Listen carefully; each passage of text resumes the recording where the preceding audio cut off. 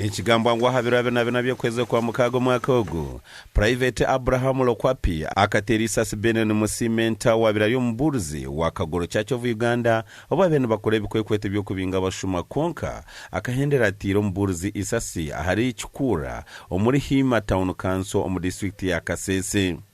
Kote takashitamire abembeza baba banze bahamza batakaba ngo kote nete ko kurebeka ngo Owaitsire umugenzi amateka gamukoraho ngo kukiruko basika nyewe nizaho kutukiriza ibicyongambire ngo ogwo mushirikara arasize omuntu nituza kumutoma mateka aboko abandi babiri ne bagira ngo tibakaza kumutoma mateka nibaza kumutoko babibuzibuze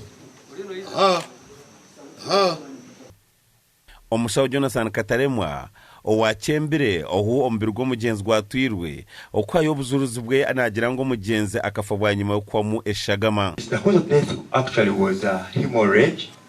Due to hemorrhage means blood loss. So the deceased bled to death following the damage by whatever caused those injuries. This was hemorrhage. Yes, please. Hemorrhage, which means loss of blood, excessive loss of blood. Bwaimo kuro buzuruzi Lieutenant Colonel Felix Nyero obira kurire koti amuchwerire emyaka 35. As unanimously sentenced you convict 1 Private Lokwapi Abraham to 35 years of imprisonment at Mubuku government prison. Private Lokwapi Abraham owatirisa so mugenzi agereza kushaba koti ngo emusasire kikorweke abo kuba akabata kigenderire. Even Lord knows that I don't intend. Na ruhanga nakimanya buzima tinda kigenderire. In the name of Jesus I don't intend. O mazima ga Kristo tinda kigenderire. It was just accident. Kikabaho nkabutandu. So I'm requesting the court to help me and reduce my sentences. Nisaba koti eji enyambe buzima ekyendeze acheneso.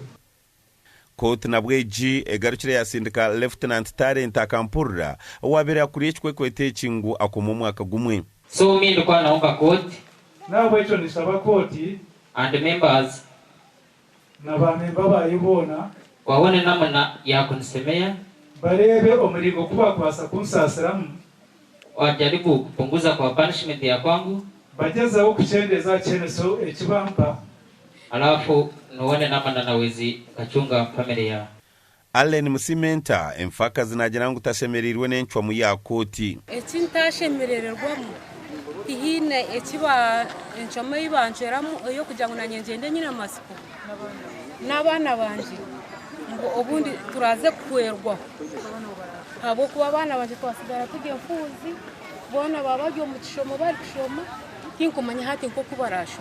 Omugenzi akasigabana mushanzu no mukazi omwe. Benin nsimenta asigira abana benshi.